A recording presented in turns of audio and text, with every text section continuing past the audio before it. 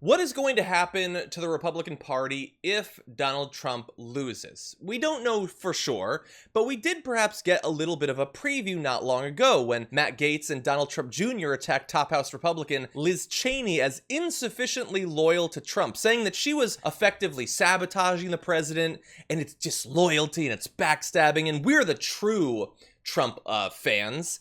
And pre-election, that says to him that you can trust us, but post-election, it's about posturing. It's about trying to gobble up the Trump base after Trump can no longer hold elected office effectively.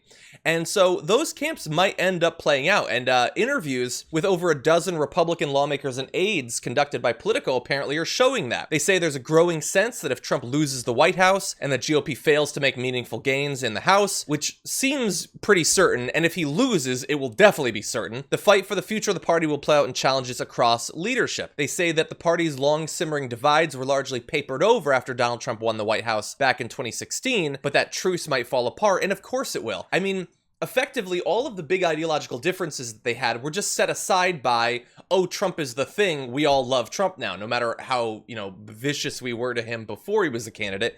But they still hypothetically have preferences. Ted Cruz, I know he thinks deep down he's gonna finally come back someday, stronger than ever. I'm just biding my time. And he doesn't realize that at his core is weakness, surrounded by a big shell of weakness. The core is basically the same as the shell. And so all of that is simmering in the background. And so if he does lose, Francesca, what do you think some of the shakeup is gonna look like? What are some of the effects you believe you're likely to see?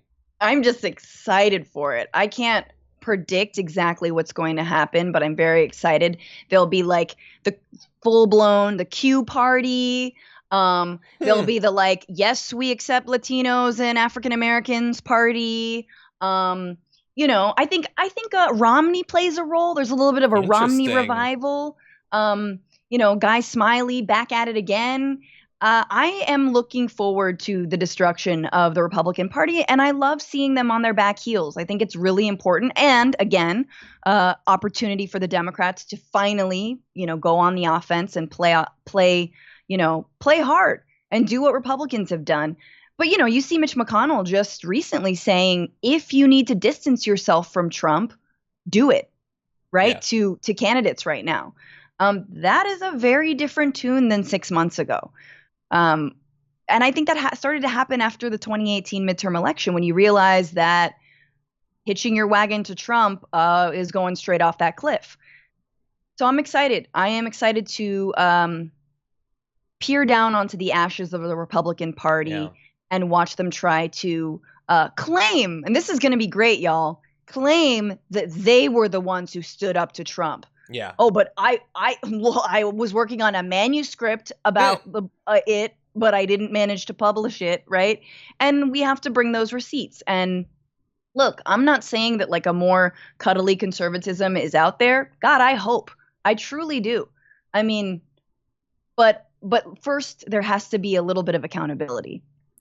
Yeah, I wonder if there will be any. I mean, look, it's not like the Republican Party has changed in some ways over let's say the last 20 years.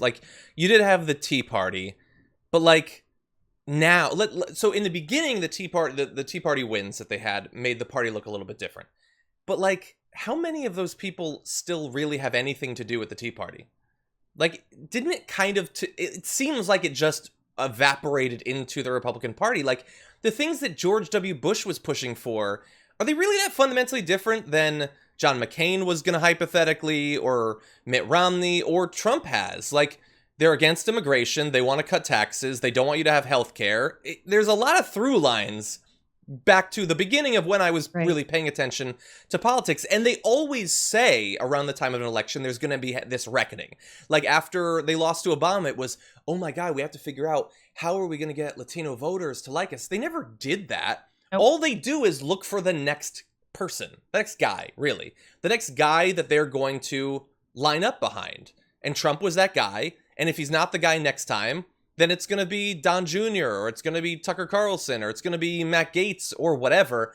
It's not, they have not actually come to grips with the need to change what they are pushing for in terms of policy to bring in new voters, because they long ago gave up on winning fair elections democratically. They have doubled down on trying to limit how many people can vote and trying to make elections able to be won by a minority of the population. And so since they're doing even more of that lately, why would there be an ideological reckoning, or, you know, maybe trying to change up some of their values, come up with new...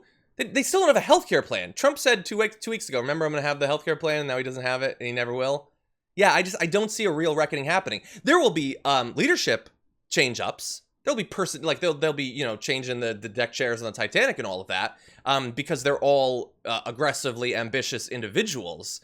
But they're also hollow shells. But that's, I mean, I think, I realize I'm painting like a very rosy picture of what could potentially happen once Trump is out of office, right? And that, if only a Mitt Romney-like, a John McCain-like Republican Party were still salvageable. But I think you are right that the Trump Jr., the Matt Gaetz, the grifters will take advantage of a base that they have only further radicalized by the last 4 years, right? And now it's out of control. Now it owns them, right? It runs the show. It being, again, the 5G race monger nut jobs.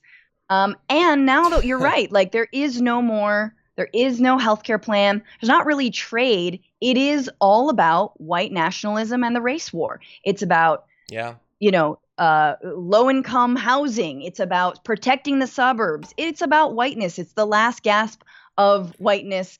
And I don't think they're going to go down easily, but they definitely are becoming more and more fringe. And I think it's important to out people like Matt Gaetz, who is a total grifter. Matt Gaetz was in favor of immigration reform. Matt Gaetz, when he saw that his appearances on Fox News were going viral and everything that he said, the more extreme things that he would say would get him more attention, that's when he became, a MAGA chud.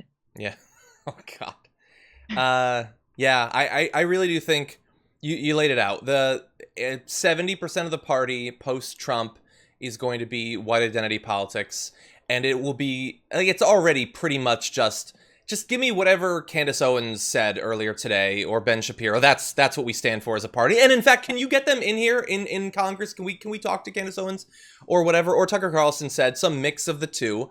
It's just going to be whatever weird thing they're focused on. That's what the party will be focused on. Generally around white identity politics and white supremacy. And then like 30% whatever Q is at that point. Really. And I know that sounds crazy, and I hope that I'm 100% wrong, but it doesn't seem to be going away. And they are more openly embracing it with every passing day, including members of Trump's family and politicians. They're just openly accepting, no, that thing about the underground plot to unveil a centuries-old pedophile ring. Yeah, that's real, and they found a lot of good things. And they're going to have to try to appeal to those people to win primaries, if not general elections. And I don't know that it'll work. Hopefully it won't. They'll have to lose multiple elections to finally change, perhaps. And hopefully campaign finance will speed that along. Campaign finance reform will speed that along. But yeah, it's going to be a messy process, and the end result is going to be maybe worse than what we have right now.